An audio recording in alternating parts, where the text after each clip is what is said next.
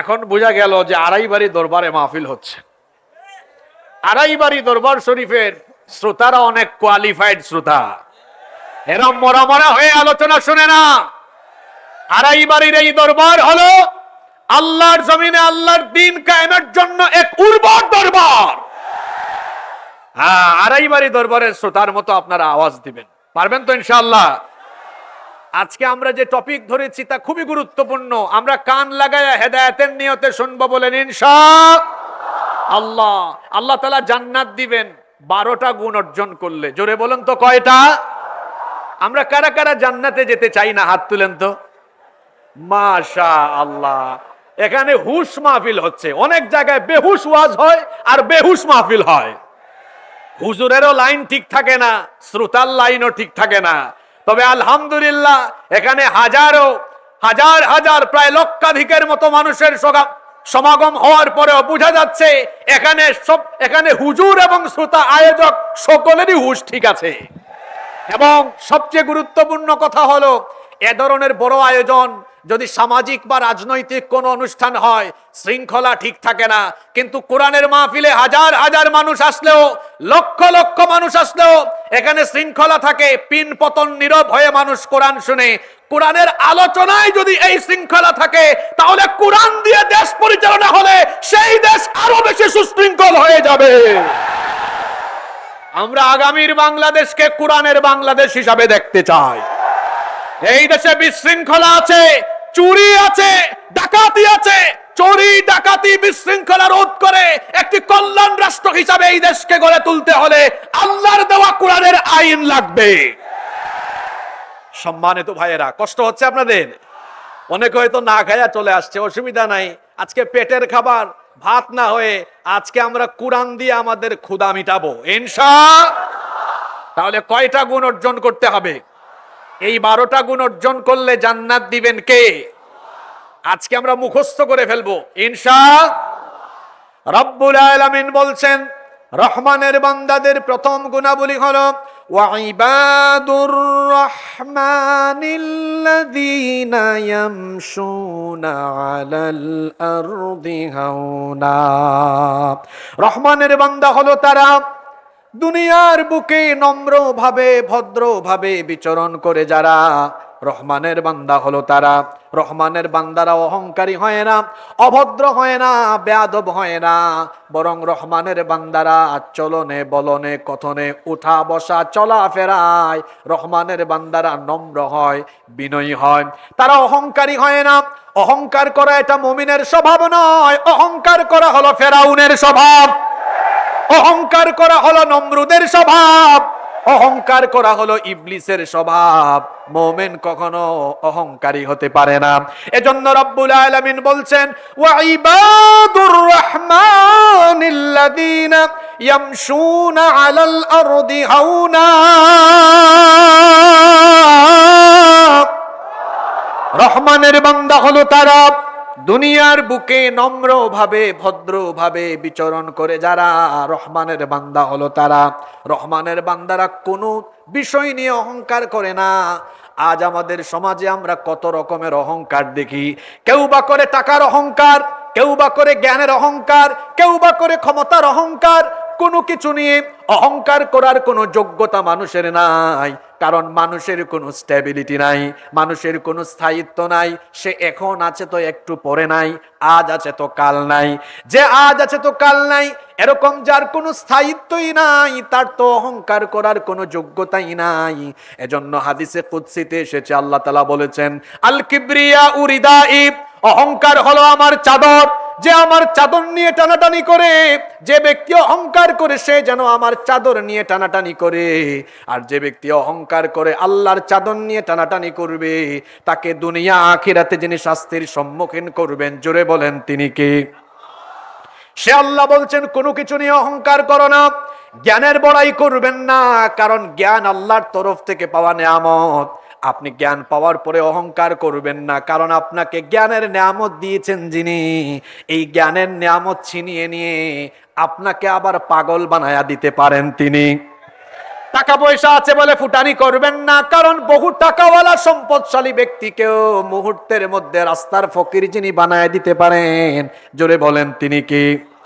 সকাল বেলার ধনীকে বিকাল বেলা ফকির যিনি বানান, জোরে বলেন তিনি কে? এজন্য টাকা পয়সারও বড়াই করা যাবে না, ক্ষমতারও অহংকার করা যাবে না।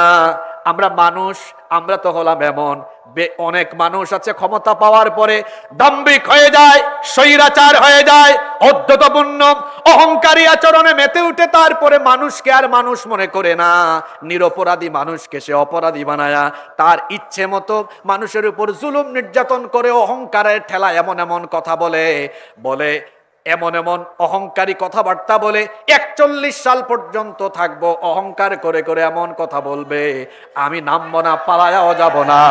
কিন্তু দেখা যায় কাউকে কিছু না বলে হঠাৎ করে চোরের মতো পালিয়ে চলে যাবে।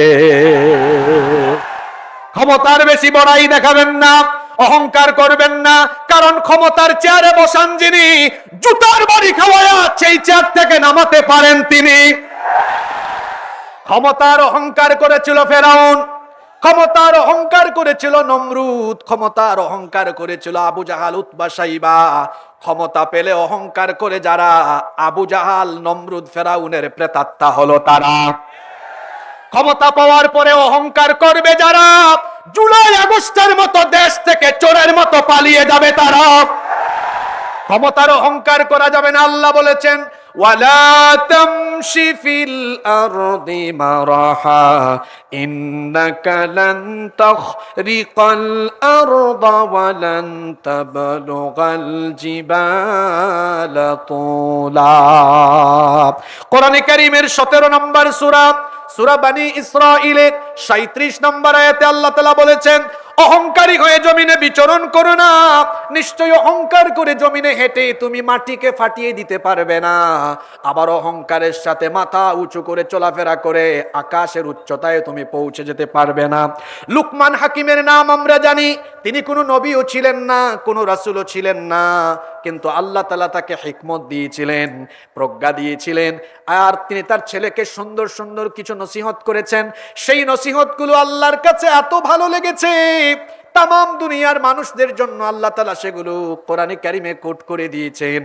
লুকমান হাকিম তার ছেলেকে নসিহত করতে যে অহংকারের ব্যাপারেও তার ছেলেকে সাবধান করে দিলেন।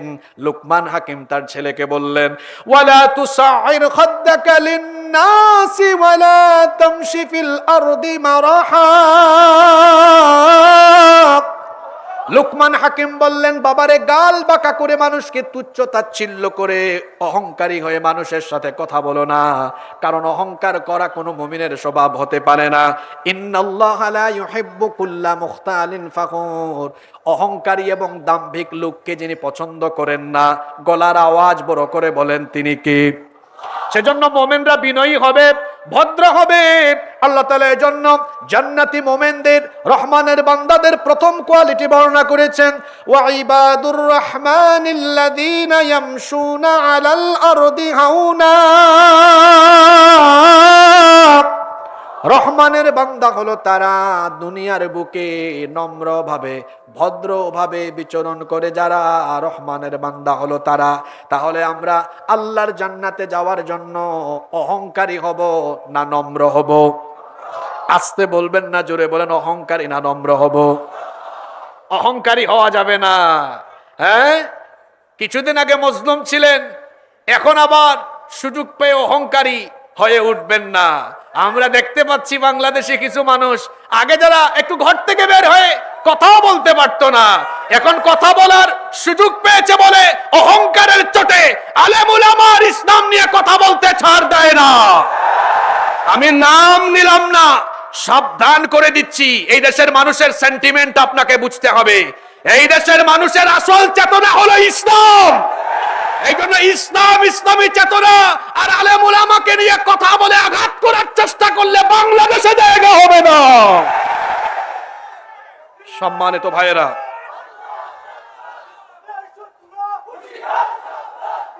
আচ্ছা আর দিয়েন না, আমি পয়েন্ট বলবো 12টা। 1 নাম্বার পয়েন্টেই যে স্লোগান শুরু করছেন, আপনারা তো 3 নাম্বারে যাওয়ার আগেই ক্লান্ত হয়ে যাবে। এখনো চলে প্রথম রাউন্ড, তারপর দ্বিতীয় রাউন্ড, তো কোয়ার্টার ফাইনাল সেমিফাইনাল বাকি আছে না। এটা একটা রূপক কথা, আবার সিরিয়াসলি নিয়েন না যে হুজুর ওয়াজ করতে বসছে না খেলতে বসছে। মানে আমি প্রথম পয়েন্টে আছি। এখন যদি আপনারা আগে থেকেই সিরিয়াস হয়ে আপনারা যদি ক্লান্ত হয়ে যান, তো পরে তো আপনারা টায়ার্ড হয়ে যাবেন। এনার্জি থাকবে, জোরে বলেন এনার্জি থাকবে। আরে মুসলমান কখনো এনার্জিলেস হয় না, মুসলমান কখনো এনার্জিলেস হয় না। আল্লাহ তাআলা আমাদেরকে শেষ পর্যন্ত, মুনাজাত তো ফজরের পরে হবে, আল্লাহ তাআলা মুনাজাত পর্যন্ত এনার্জি নিয়ে থাকার তৌফিক দেন। আরো আসতে বলে না আমিন। আমার বাড়ি হলো সিলেটে, হযরত শাহজালাল রহমতুল্লাহ আলাইহির রুহানি সন্তান আমরা। তো এজন্য কখনো দুর্বলতা নিয়ে কথা বলি না, আবার দুর্বল ইমানদারকে দেখতেও পারি না। যেন কথা যেটা বলবেন সোজা সাপটা বলবেন, আবার বলার সময় পুরুষত্বের লক্ষণ যেন কথায় প্রকাশ পায়। নাম্বার 2, রহমানের বান্দাদের দ্বিতীয় গুণাবলী হলো, আল্লাহ তাআলা বলছেন রহমানের বান্দা হলো তারা মন্দের জবাব ভালো দিয়ে দেয় যারা, এরা তর্ক করে না, মূর্খদের সাথে তর্কে লিপ্ত হয় না, বরং রহমানের বান্দারা মূর্খদেরকে সালাম দিয়ে কেটে পড়ে।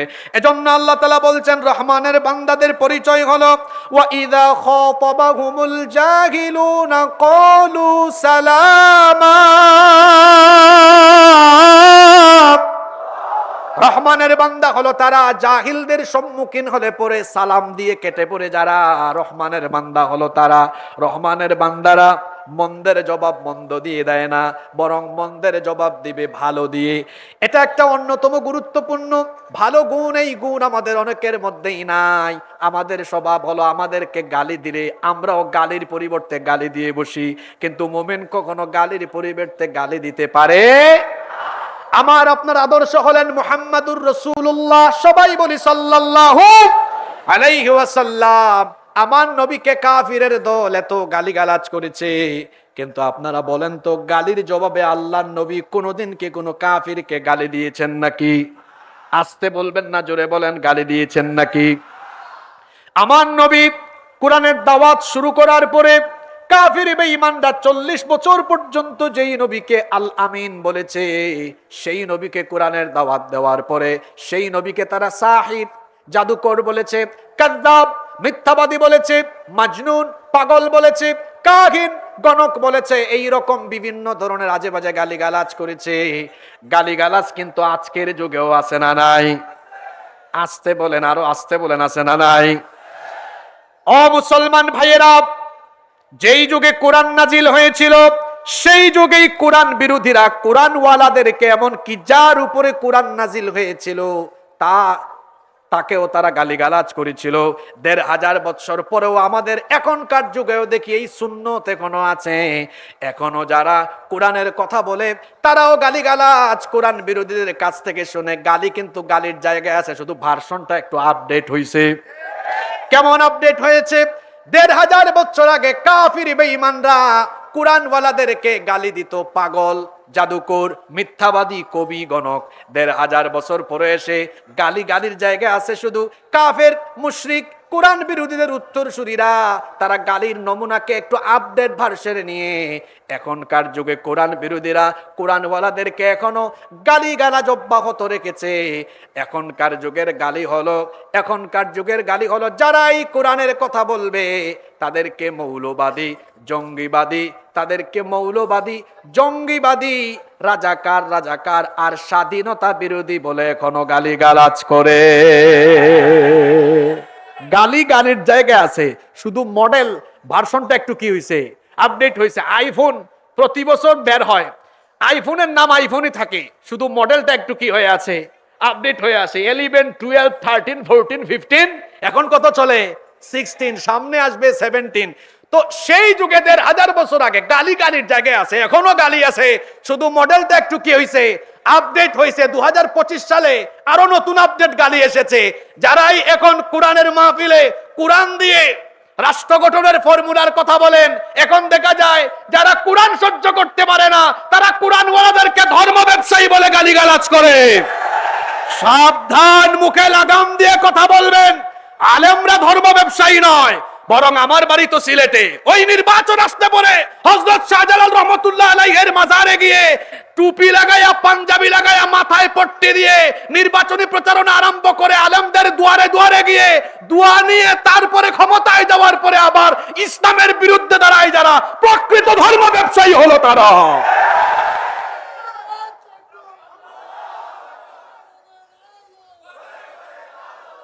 আর এই বাড়ির মানুষ, ব্রাহ্মণবাড়িয়ার মানুষ, বলেন তো মাওলানা গুলাম কিবরিয়া সাইদি হাফিজাহুল্লাহ, মাওলানা গুলাম খাবির সাইদি রাহিমাহুল্লাহ, আমি হাসিবুর রহমান, আপনারা কি আমাদেরকে কখনো লিবাস পাল্টাইতে দেখেছেন? কথা বলেন, দেখেছেন? আগে যা এখনো তা। আমরা ধর্ম ব্যবসায়ী না, আমাদের লেবাস আগে যা এখনো তা। আমাদেরকে যারা ধর্ম ব্যবসায়ী বলে এরা সকালে থাকে টুপি ছাড়া, বিকালে হয়ে যায় টুপিওয়ালা। এজন্য ধর্ম ব্যবসায়ী কারা তা দেশের মানুষ ভালো করেই জানে, ঠিক কিনা? মুখে লাগাম দিয়ে কথা বলুন। আলেমুল আমাদের সাথে বেয়াদবি করে পরিণতি কি হয়েছে আপনারা এটা দেখার পরেও যদি শিক্ষা না নেন, এই দেশে আলেমদের সাথে বেয়াদবি করার কারণে এক গোষ্ঠী আল্লাহর গজবে পড়ে দেশ থেকে বিতাড়িত হয়েছে। পুনরায় যদি কেউ এই ভুল করে, আগের তারা তো হেলিকপ্টারে উঠার সুযোগ পেয়েছে, ভবিষ্যতের বাংলাদেশে আলেমদের সাথে বেয়াদবি করলে এই দেশের মানুষ কাউকে হেলিকপ্টারে উঠার সুযোগও দিবে না।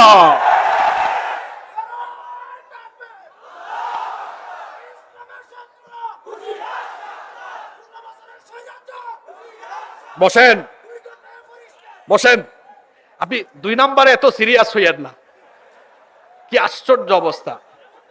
এখনো আসি কোথায় আমরা? জোরে বলেন কোথায়? তবে আপনারা পারবেন, কারণ আপনাদের এনার্জি আছে। আরে ব্রাহ্মণবাড়িয়ার একটা সুনাম সারা দেশই আছে, কি বলেন, আছে না? হ্যাঁ, ব্রাহ্মণবাড়িয়ার মানুষের এনার্জি কম না, ব্রাহ্মণবাড়িয়ার মানুষের অনেক এনার্জি। দেখছেন সময় যত যায় তত এনার্জি খালি বাড়ে। এরা মাসকালাই খাই আসছে। আপনাদের এলাকার মাসকালাইও কিন্তু অনেক মজা, জানেন এটা? মাসকালাই এটা আপনাদের এলাকায় যে মজা হয়, এটা বাংলাদেশের কোথাও আর মজা হয় না। এনার্জি আছে আপনাদের। আল্লাহ তাআলা এই এনার্জিকে ইসলামের জন্য কবুল করেন। তাহলে রহমানের বান্দাদের 2 নাম্বার স্বভাব বলছিলাম, গালির জবাবে গালি দেয় না। আল্লাহর নবীকে যখন কাফির মুশরিকরা গালিগালাজ করছে, আল্লাহ তাআলা তার নবীকে বললেন, ওয়াসবির আলা মা ইয়াকুলুনা ওয়াহজুরহুম হাজরান জামিলা। ও নবী, তারা যা বলে আপনি সবর করুন এবং উত্তম ভাবে তাদেরকে এড়িয়ে চলুন। গালির জবাবে গালি দিতে হয় না, বরং মন্দের জবাব দিতে হয় ভালো দিয়ে। জোরে বলেন, মন্দের জবাব দিতে হয় কি দিয়ে? একজন মানুষ আপনাকে দেখতেই পারে না, আপনার নাম শুনলে গালি দেয়, আপনার নামে বদনাম করে। আড়াইবাড়ি বাজারে তাকে পাইলেন, পাওয়ার পরে কসবা বাজারে পাইলেন, পাওয়ার পরে আপনি তাকে সালাম দিয়ে বলবেন, ভাইজান আসেন আপনার সাথে একটু বসে চা খাই। এই লোকটা আপনার এই ব্যবহার দেখে অবাক হয়ে যাবে। শুনেন, গালির জবাবে গালি দেওয়া লাগে না। এই যে সুন্দর আচরণ করলেন, এই সুন্দর আচরণ তার কাছে জুতার বাড়ির চাইতে আরো মারাত্মক হয়ে যাবে। আপনাকে গালি দিয়েছে তো কি হয়েছে, আপনি তাকে পাইলে তারে চা খাওয়াবেন। মন্দের জবাব ভালো দিয়ে দিতে হয়, এতে করে মর্যাদা বাড়িয়ে দেন কে?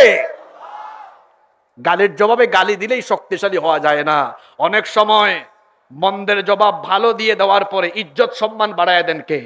আল্লাহ এই গুণে আমাদেরকে গুণান্বিত হওয়ার তৌফিক দেন।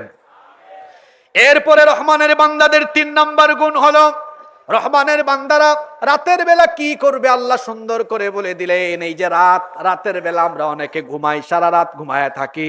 আমি যখন বিশ্ববিদ্যালয়ে পড়াশোনা করতাম তখন দেখতাম কিছু ছেলেরা হলে থাকতাম, ক্যান্টিনে কথা বলতো, দোস্ত রাত 3টার সময় এলামদের রিয়াল মাদ্রিদ আর বার্সেলোনার খেলা আছে, তারা রাত জেগে রিয়াল মাদ্রিদ আর বার্সেলোনার খেলা দেখবে। কেউ বা আছে ক্রিকেট খেলা দেখবে, কেউ আছে ফুটবল খেলা দেখবে, কেউ বা আছে রাত 3টা 4টা পর্যন্ত মোবাইল চালাবে। ও আমার বাবারা, আমার ভাইয়েরা, রাত জেগে রহমানের বান্দারা মোবাইল চালাবে না, ফেসবুক চালাবে না, ক্রিকেট খেলা ফুটবল খেলা দেখবে না। তাহলে রহমানের বান্দারা রাতের বেলা কি করবে? আল্লাহ বলছেন, ওয়াল্লাযীনা ইয়াবিতুনা লিরাব্বিহিম সুজদাও ওয়া কিয়ামা। রহমানের বান্দা হলো তারা রাতের বেলা রুকু আর সাজদার মাধ্যমে শেষ রাত কাটায় যারা। রহমানের বান্দা হলো তারা, রহমানের বান্দারা শেষ রাতে রুকু সাজদা দিয়ে আহাজারি করে দোয়া করে, যার কাছে সব শক্তি গোলার মাঝ বরাবর এনে সেই রবকে একটা ডাক দেন তো বলেন তিনি কি? রহমানের বান্দারা তাদের স্বভাব চরিত্র বানায় এমন আল্লাহ বলছেন, তাতাজাফা জুনুবুহুম আনিল মাদাজি' ইয়াদউনা রাব্বাহুম খাউফান ওয়া তামাআ। শেষ রাতে বিছানা থেকে তাদের পিঠ আলাদা হয়ে যায় ভয় এবং আশা নিয়ে আল্লাহকে তারা ডাকতে থাকে। আল্লাহ তাআলা বলছেন এদের স্বভাব হলো কানু কলিলাম মিনাল লাইলি মা ইয়াহজাউন ওয়া বিল আসহারি হুম ইস্তাগফিরুন। রহমানের বান্দারা শেষ রাতে খুব কম ঘুমায়, বরং শেষ রাতে কম ঘুমায়া ইস্তেগফার করে করে করে করে তারা রাত কাটায়। কারণ শেষ রাতে দুনিয়ার আকাশে এসে বান্দাদেরকে যিনি ডাকতে থাকেন, শরীরের সবটুকু শক্তি গলার মাঝখানে এনে বলেন তো তিনি কে? এখানে একটা গুরুত্বপূর্ণ কথা শুনেন। 5 ওয়াক্ত নামাজের মুয়াজ্জিন হলো মানুষ, আর তাহাজ্জুদের নামাজের মুয়াজ্জিন হলেন স্বয়ং আল্লাহ। সুবহানাল্লাহ কইতে ইচ্ছে করলো না? আচ্ছা, আপনারা হয়তো বুঝতে পারেন নাই। 5 ওয়াক্ত, এই যে এখানে আড়াইবাড়ি দরবার শরীফে মসজিদ আছে, আজান দেন আব্দুল করিম সাহেব, আব্দুল সাত্তার সাহেব, 5 ওয়াক্ত আজান হচ্ছে। কিন্তু তাহাজ্জুদের টাইমে কোন মসজিদে আপনারা আজান শুনেন না?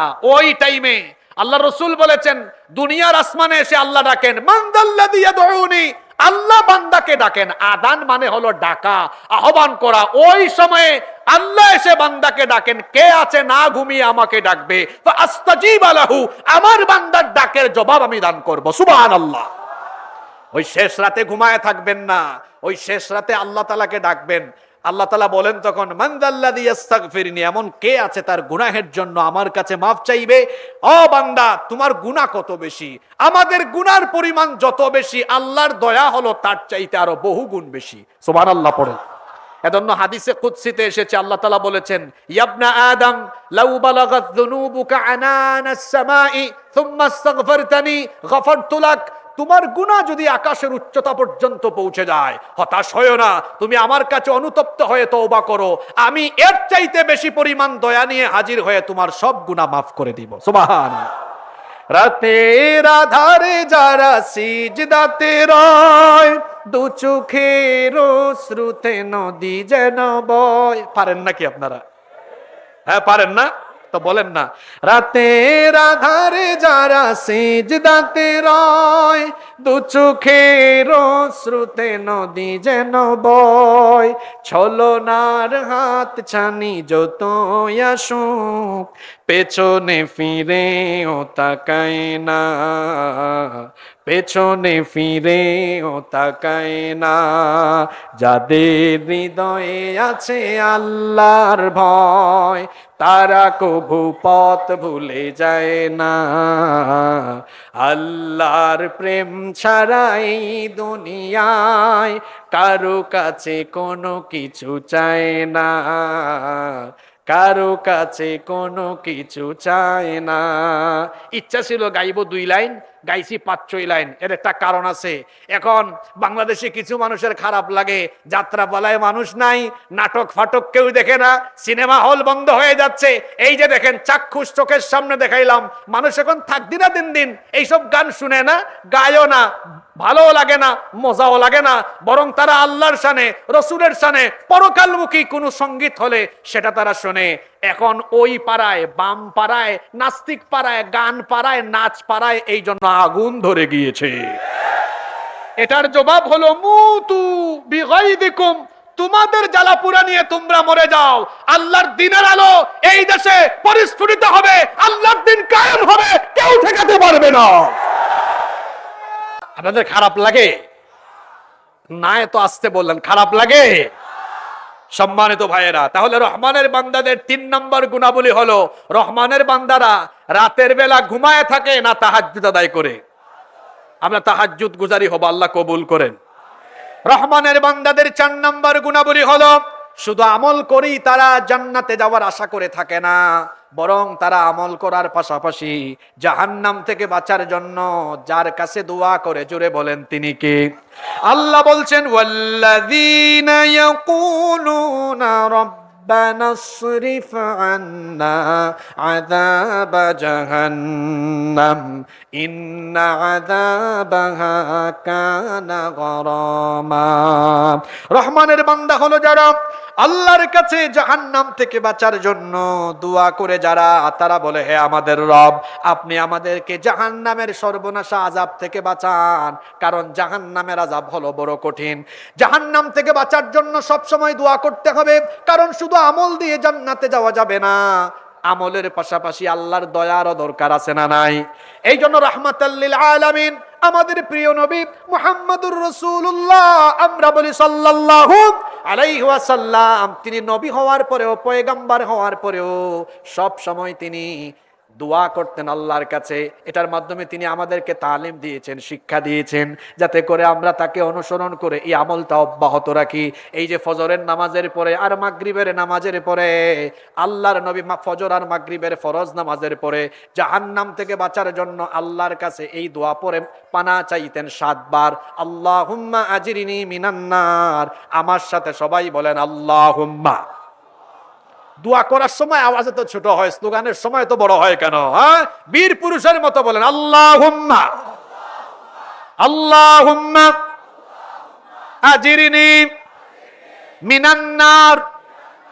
দরবার শরীফে ওয়াজে আসছেন, কিছু আমলও তো নিয়ে যেতে হবে, শুধু স্লোগান দিয়ে গেলে চলবে না।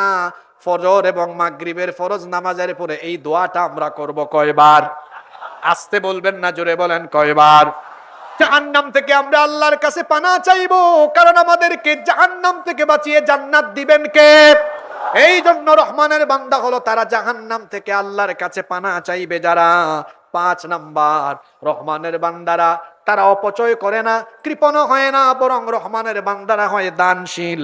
এজন্য আল্লাহ বলছেন ওয়াল্লাযীনা ইযা আনফাকু লাম ইউসরিফু ওয়া লাম ইয়াকতুরু ওয়া কানা বাইনা যালিকা কওয়ামা। আল্লাহ তাআলা বলছেন রহমানের বান্দা হলো তারা অপচয় এবং কৃপণতার পথ অবলম্বন করে না যারা। রহমানের বান্দারা কিপটা হয় না। অনেক মানুষ আছে দেখবেন কৃপণ, আল্লাহ তাকে সম্পদ দিয়েছেন, বাজারে গেলে ভালো কিছু কিনবে না, ভালো কিছু পরিধানও করবে না, কিপটামি করে করে সম্পদ জমায় যারা, দুনিয়ার 1 নাম্বারের ব্যাককল হলো তারা। কারণ আপনি কিপটামি করে করে সম্পদ জমাবেন, যে টাকা জমাবেন শেষ বয়সে এগুলা অসুস্থ শরীরের পেছনে ঢালতে ঢালতে শেষ করবেন, তো ফায়দা কি হলো? এজন্য আল্লাহ যতটুকু দিয়েছেন আপনি আপনার সামর্থ্য অনুযায়ী আপনি সুস্থ থাকার জন্য পরিমাণ মতো খরচ করবেন, আর বাকি যেটা থাকবে সেটা খরচ করতে হবে, দান করতে হবে কার পথে? এজন্য আল্লাহ বলছেন ওয়ালা তাজআল ইয়াদাকা মাগলুলাতান ইলা উনুকিকা ওয়ালা তাবসুতহা কুল্লাল বাসতি ফাতাকউদা মালুমান মাহসুরা। তোমরা তোমাদের হাতকে ঘাড়ের মধ্যে আবদ্ধ করে রেখো না, অর্থাৎ কৃপণতার পথ অবলম্বন করো না। আবার খরচ করতে করতে, দান করতে করতে এমন ভাবে 2 হাতকে সম্প্রসারিত করে দিও না যাতে নিঃস্ব হয়ে যাও, বরং এমন পন্থা অবলম্বন করো, কৃপণ হয় না, অপচয় করো না, দানশীল হও। তাহলে রহমানের বান্দারা কৃপণ হয়, অপচয়কারী হয় না, দানশীল হয়। আরো জুড়ে বলেন, অপচয়কারী কৃপণ না দানশীল? আরো জুড়ে বলেন কি হয়? অপচয় আমাদের সমাজে, আমাদের দেশে আছে না নাই? জোরে বলেন আছে না নাই? একেবারে রাষ্ট্রের সর্বনিম্ন জায়গা থেকে নিয়ে সর্বোচ্চ জায়গা পর্যন্ত অপচয়। আরে এই দেশের গরিব মানুষের, খেটে খাওয়া মানুষের পয়সা, এই দেশের মানুষের ঘাম জড়ানো ট্যাক্সের পয়সা, মানুষ ট্যাক্স দেয় রাষ্ট্রের উন্নয়নের জন্য, কিন্তু আমরা এমনও মানুষ দেখেছি, এমনও জালিম দেখেছি, মানুষের ট্যাক্সের পয়সা রাষ্ট্রের উন্নয়নে খরচ না করে তা মূর্তি বানিয়ে অপচয় করে নষ্ট করেছে।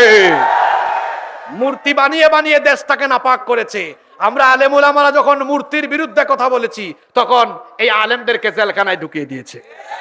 আমরা ভালো কথা বুঝাইলাম, মূর্তি দিয়ে একজন মানুষকে সম্মান বানানো যায় না। আমার বাসা চট্টগ্রামে, আমার বাসার সামনে বিরাট এক মূর্তি। আমি সকালবেলা প্রতিদিন বাসা থেকে বের হই আর দেখি কাক মাথার উপরে পেশাব পায়খানা করে। তো এটা সম্মান বাড়লো না কমলো? জোরে বলেন, বাড়লো না কমলো? মূর্তি বানায় একজন মানুষকে সম্মানিত করা যায় না। বরং মানুষ আদর্শ আর কর্ম দিয়ে মানুষের হৃদয়ে স্থান করে নেয়। নতুবা আপনি জোর জবরদস্তি করে, জুলুম করে, মানুষের ট্যাক্সের পয়সা উন্নয়নে ব্যবহার না করে জোর করে মানুষের মতের বিরুদ্ধে মূর্তি বানালে জনগণ খাপলা পরে সব ভাঙ্গা চুরমার করে দিবে। তাই হয়েছে। কি বলেন, হয় নাই? আমরা হুজুররা এত ওয়াজ করলাম, আমাদেরকে দুশ্মন ভাবতেন, কই আমরা একজন হুজুরও যাই নাই। জেন জি এই কাম করে ফেলেছে। আল্লাহু আকবার বলেন, আল্লাহু আকবার। এটা মূর্তির দেশ নয়, এটা 90% মুসলমানের দেশ। এদেশে মসজিদ, মন্দির, অন্যান্য ধর্মের লোকদের উপাসনালয় থাকবে, কিন্তু এটা 90% মুসলমানের দেশ হিসাবে মুসলমানদের ট্যাক্সের পয়সা দিয়ে রাস্তায় রাস্তায় মূর্তি বানানো যাবে না, বরং এই দেশে কোরআনের প্রসার করতে হবে। কষ্ট হচ্ছে আপনাদের? 5 নম্বর রহমানের বান্দা হলো তারা অপচয় এবং কৃপণতার পথ পরিহার করে দানশীল হয়ে যারা রহমানের বান্দা হলো। 6 নম্বর রহমানের বান্দা হলো তারা আল্লাহর সাথে কাউকে শরীক করে না যারা। ওয়াল্লাযীনা লা ইয়াদউনা মা'আল্লাহি ইলাহান আখার। রহমানের বান্দা হলো তারা আল্লাহর সাথে অন্য কাউকে ডাকে না যারা। রহমানের বান্দারা কেবল একজনের ইবাদত করে এবং একজনের কাছে সাহায্য চায়। জোরে বলেন তিনি কে? এই জন্য প্রতিদিন নামাজে সূরা ফাতিহায় আমরা পড়ি, সবাই আমার সঙ্গে সওয়াবের নিয়তে বলেন ইয়াকা নাবুদু ওয়া ইয়াকা নাস্তাঈন। একজন চুপ থাকবেন না, মহব্বতে বলেন ইয়্যাকা না'বুদু ওয়া ইয়্যাকা নাস্তাঈন। পড়ছেন তো ঠিক, কিন্তু এই এলাকার আশপাশে যা হয় আপনি কি বললেন? একমাত্র আমরা ইবাদত করি কার? সাহায্য চাই কার কাছে? তো কেন মাজারে গিয়ে সাজদা দেন? মাজারে কেন মাথা নত করেন? মাজারে কেন সন্তান চান? মুসলমান কখনো মাজারে গিয়ে সন্তান চাইবে না, চাকরির বরকত চাইবে না। মুসলমান কেবল চাইবে একজনের কাছে, তিনি কে? এই আড়াইবাড়ি দরবার হচ্ছে বাংলাদেশের অন্যতম একটা হক্কানি দরবার। এই দরবারে 5-6 বছর ধরে যাওয়া আসা করি, কোনদিন এখানে শিরক বেদাত দেখি নাই। এখানকার পীর সাহেবরা, আলেম উলামারা তাদের মুরিদদেরকে কুরআন সুন্নাহর সঠিক দাওয়াত দেন। কিন্তু এই দেশে অনেক দরবার আছে যেখানে মুরিদরা গিয়ে পীরের পায়ে সাজদা দেয়। আছে না নাই? আমরা পীরাউলিয়া বিরোধী নই। আমার বাড়ি তো সিলেটে, বাংলাদেশের সবচেয়ে বেশি পীর এসেছেন সিলেটে। 360 আউলিয়ার ভূমি এই সিলেটকে বলা হয়। আমরা পীরাউলিয়া বিরোধী নই, বরং আল্লাহর ওলিদের কবরকে মাজার বানিয়ে মাজারের পাশে বাজার বসিয়ে মানুষের ঈমান লুট করে যারা, তাদের বিরুদ্ধে হলাম আমরা।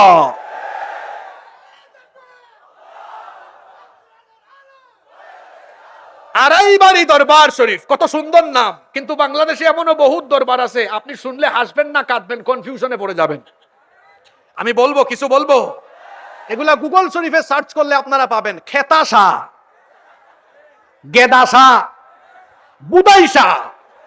আশ্চর্য ব্যাপার। আমি গত বছর গেলাম কুষ্টিয়ায় মাহফিলে যাচ্ছি, ওই রাজবাড়ী শহরে, আপনারা হয়তো অনেকে দেখেছেন, ওখানে আমি বিশাল একটা গেট দেখলাম, লেখা আছে জামাই পাগল বাবার দরবার শরীফ। আমি কিন্তু মিথ্যা বলতেছি না, আপনি গুগলে সার্চ করেন না, আপনি পাবেন। এখানে কি রাজবাড়ী কুষ্টিয়া অঞ্চলের কেউ আছে নাকি? যে কেউ নাই, আপনারা মিলাই নিয়েন। তো আমি গত বছর যাচ্ছি, আমি এটা দেখে গাড়ি দাঁড় করায় ছবি তুলছি। ছবি তুলে আমার নামে একটা ফেসবুক পেজ আছে, সেখানে আপলোড করে ক্যাপশন লিখেছি আমি রাজবাড়িতে জামাই পাগল বাবার দরবার পেয়েছি। আমার মনটা জানতে চাচ্ছে বাংলাদেশে কোথাও কি বউ পাগলের কোনো দরবার টরবার আছে নাকি?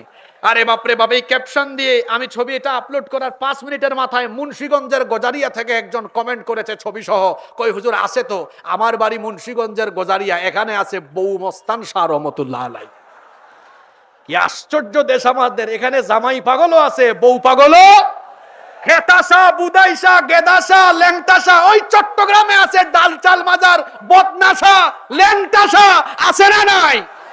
যার নাম হয় ল্যাংটা, এত পীর হওয়া দূরের কথা, অত মানুষ হতে পারে না, শয়তানের মুরিদ।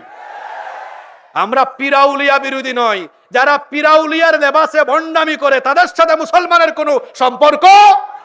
এই বাংলাদেশে অনেক হক্কানি দরবার আছে না নাই? আছে সারসিনা, বাংলাদেশে আছে ফুরফুরা, আছে বাইতুল শরফ, আড়াইবাড়ি দরবার, চরমুনাই, উজানি, বিভিন্ন আরো আমাদের নাম জানা না জানা অসংখ্য হক্কানি দরবার বাংলাদেশে আছে না নাই?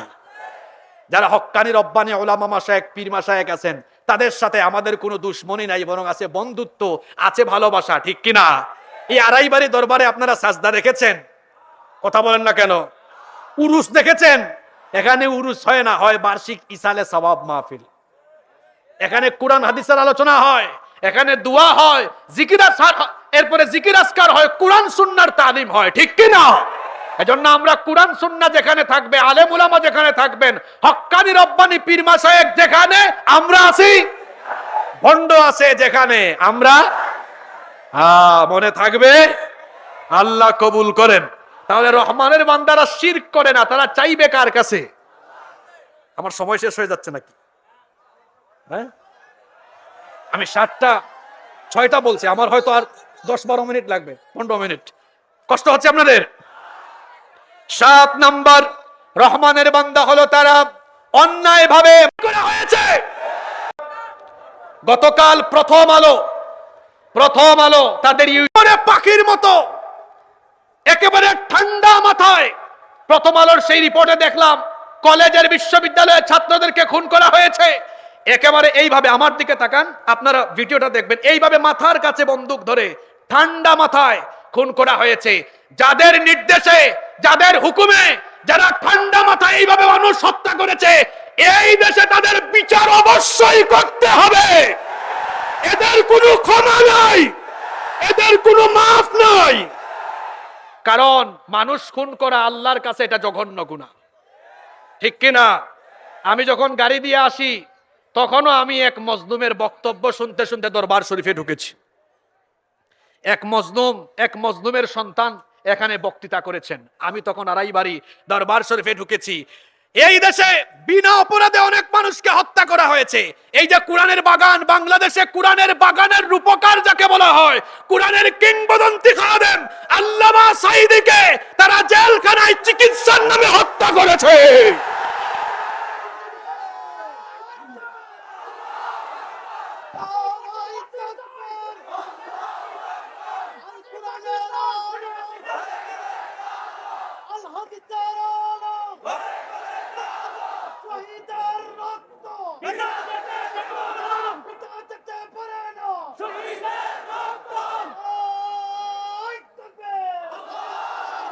কোরআনের কিংবদন্তি খাদেম আল্লামা সাঈদীকে যারা চিকিৎসার নামে হত্যা করে, আল্লামা সাঈদীকে যারা চিকিৎসার নামে হত্যা করেছে, এই দেশের মাটিতে তাদেরকে এত সহজে ছেড়ে দেওয়া হবে না। সম্মানিত ভাইয়েরা, তবে আমরা এই প্রতিশোধটা ভিন্ন ভাবে নিব। সেটা কিভাবে? তারা যে কোরআনের আন্দোলনের জন্য রক্ত দিয়েছেন, এই দেশে কোরআনের রাজ কায়েম করে আমরা তার প্রতিশোধ নিব। এই জন্য আমরা কারা কারা প্রস্তুত আছি, দুহাত তুলে আল্লাহকে দেখান।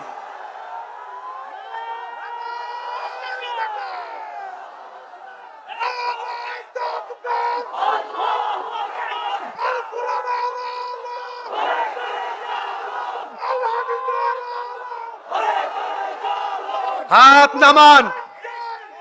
আল্লাহ সবাইকে কবুল করেন, বলেন আমিন। যারা অন্যায় ভাবে মানুষ খুন করে, তারা হলো ফেরাউনের উত্তরসূরি। আল্লাহ কোরআনে কারিমে ফেরাউনের চরিত্র বর্ণনা করেছেন, ইউযাব্বিহুনা আবনাআকুম, সে বনি ইসরাইলের নিরপরাধ পুত্র সন্তান শিশুদেরকে ধরে ধরে জবাই করেছে। ক্ষমতার জন্য সে শিশু পর্যন্ত হত্যা করেছে। যারা ক্ষমতায় থাকার জন্য মানুষ হত্যা করে, তারা হলো ফেরাউনের প্রেতাত্মা। এই ফেরাউনের প্রেতাত্মার বিচার এই দেশের 18 কোটি জনগণ করে ছাড়বে। সম্মানিত ভাইয়েরা, তাহলে আমরা রহমানের বান্দাদের পরিচয় জানলাম। রহমানের বান্দারা খুনি হয় না, তারা তাদের হাত মানুষের রক্তে রাঙায় না, বরং তারা মানুষের জীবন জানমালের নিরাপত্তা দেয়, ঠিক কিনা? আমরা কখনো অন্যায় ভাবে মানুষকে আঘাত করব না। আল্লাহ আমাদেরকে কবুল করেন। নাম্বার 8 নাম্বার, রহমানের বান্দা হলো তারা চারিত্রিক দিক থেকে জিনা বেবিচার থেকে মুক্ত থেকে নিজেদের চরিত্রকে গঠন করে যারা রহমানের বান্দা হলো তারা। এজন্য আল্লাহ তাআলা বলছেন ওয়ালা ইয়াজনুনা ওয়া মান ইয়াফআল যালিকা ইয়ালকা আসামা ইউদাআফু লাহুল আযাবু ইয়াওমাল কিয়ামাতি ওয়া ইয়াখলুদ ফীহি মুহানা। আল্লাহ তাআলা বলছেন রহমানের বান্দা হলো তারা ওয়ালা ইয়াজনুন, জিনা ব্যভিচারের ধারে কাছে যায় না যারা। আল্লাহ তো কোরআনে বলেছেন ওয়ালা তাকরাবুজ জিনা, জিনার নিকটবর্তীও হয় না। জিনা ব্যভিচার এটা হলো এমন এক বদ আমল যা মানুষকে একেবারে ধ্বংসের অতল গহ্বরে নিয়ে নিক্ষেপ করে দেয়। অবিবাহিত যত যুবক তরুণ ভাইয়েরা এসেছেন, আমি আমার ভাইদেরকে বলবো বিবাহ বহির্ভূত হারাম রিলেশন করে নিজের জীবনটাকে যৌবনটাকে ধ্বংস করে দিয়েন না। কারণ আপনি বিবাহের পূর্বে বিশেষ করে যারা পড়াশোনা করেন, কলেজ বিশ্ববিদ্যালয়ে যারা পড়াশোনা করেন, জেন জি এর ভাইদেরকে আমি বলবো পড়াশোনাকালীন সময়ে মেয়েদের পিছনে ঘুরঘুর করবেন না। আপনার যৌবন শেষ হবে, এমনকি আপনার ক্যারিয়ারটাও নষ্ট হয়ে যাবে। এখানে অনেক ছাত্ররা আছে না? হ্যাঁ, জেন জি এখানে আছে না নাই? ভাই তোমাদেরকে একটা কথা বলি, তোমরা যে নিজের ক্লাসের মেয়েদের দিকে তাকাও, তুমি কেমনে তাকাও বলে তো? তুমি অনার্সে উঠার আগে দেখবা তার 3টা 4টা বাচ্চা হয়ে গেছে। তো ওইটার সাথে তুমি থাক, ওইটার সাথে কোনো কিছু করার মতো কোনো চিন্তাও করবা না। ওইটার কথা চিন্তা করতে করতে পরীক্ষার রেজাল্ট খারাপ হবে, ক্যারিয়ারটাও নষ্ট হবে।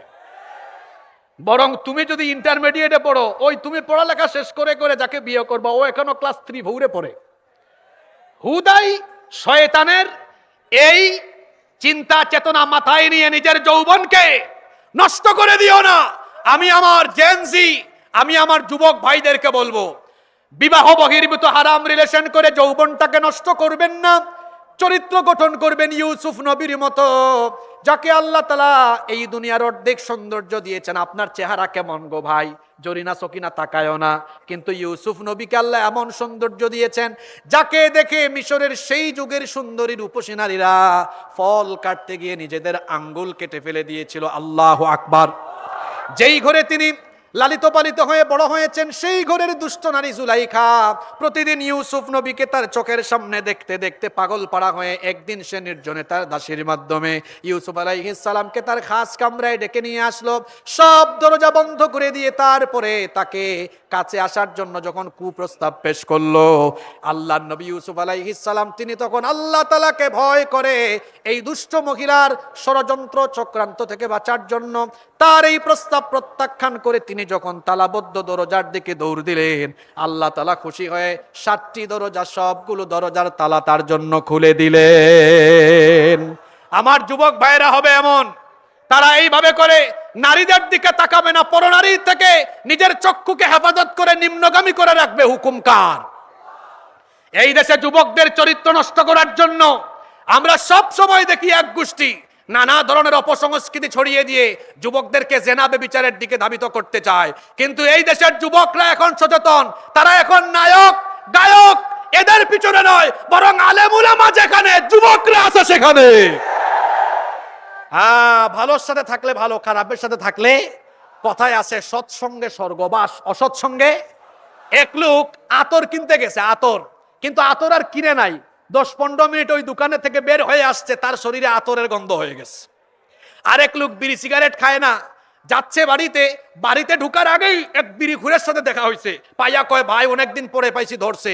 এখন বিড়ি খুরের সাথে বিড়ির গন্ধ ছিল, এটা তার কাছে চলে গিয়েছে। বাড়িতে গিয়ে যখন বউয়ের কাছে দরজা খোলার জন্য দরজায় নক করছে, বউ দরজা খোলার পরে দেখে কিসের গন্ধ? কই তুমি বের হও, তুমি যে এত খারাপ হইছো আমি তো জানতাম না। কই কি হয়েছে? কই তুমি বিড়ি খাইছো। আসলে কি লোকটা বিড়ি খাইছে? বিড়ি খুরের সাথে একটু অ্যাটাচ হয়েছে, বিড়ির গন্ধ চলে গিয়েছে। আমি বুঝাতে চাইলাম, ভালোর সাথে থাকলে ভালো, খারাপের সাথে থাকলে সৎ সঙ্গে স্বর্গবাস, অসৎ সঙ্গে। এজন্য যুবকদেরকে বলবো চরিত্রহীনদের সাথে নয়, আমাদের সম্পর্ক থাকবে আল্লাহ ওয়ালাদের সাথে।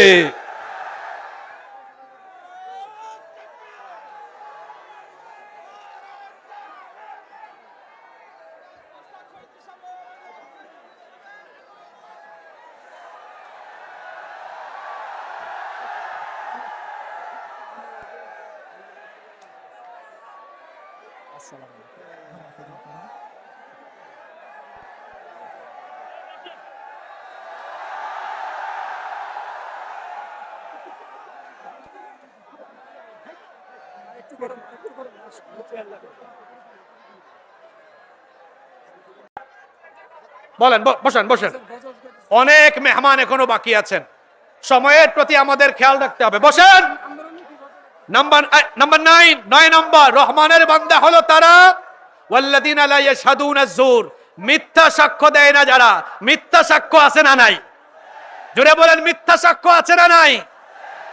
মিথ্যা সাক্ষ্য দিয়ে এই দেশের দেশপ্রেমিক আল্লাহওয়ালা আলেমদেরকে চরিত্র হননের চেষ্টা করা হয়েছে।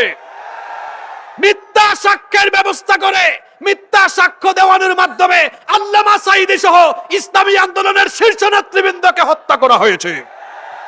মিথ্যা সাক্ষ্য দেওয়া মানে হচ্ছে বাতিলকে প্রতিষ্ঠিত করা। মিথ্যা সাক্ষ্য দেওয়া রহমানের বান্দার স্বভাব হতে পারে। নাম্বার 10 নম্বর, রহমানের বান্দা হলো তারা অনর্থক আচরণ থেকে নিজেকে সেভ করে যারা। ওয়া ইযা মাররু বিল্লাগwi মাররু কিরামা। 11 নম্বর, রহমানের বান্দা হলো তারা ওয়াল্লাযীনা ইযা যুক্কিরু বিআয়াতি রাব্বিহিম লাম ইয়াখিরু আলাইহা সুম্মান ওয়া উময়ানা। এরা আল্লাহর আয়াতে কারিমাগুলো শুনলে, অর্থাৎ কোরআনের দিক নির্দেশনাগুলো শুনলে এরা অন্ধ আর বধিরের মতো আচরণ করে না, বরং আল্লাহর কথা শুনবে আর মানবে। আল্লাহ আমাদেরকে এই গুণে গুণান্বিত করে দাও, বলেন আমিন।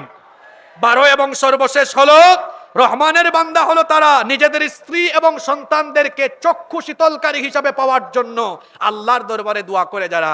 এই দোয়াটা আপনারা অনেকেই পারেন, মহব্বতে আমার সাথে পড়েন। ওয়াল্লাযীনা ইয়াকুলুনা রাব্বানা হাব লানা মিন আযওয়াজিনা ওয়া যুররিয়্যাতিনা কুররাতা আয়ুনিন ওয়াজআলনা লিল মুত্তাকিনা ইমামা।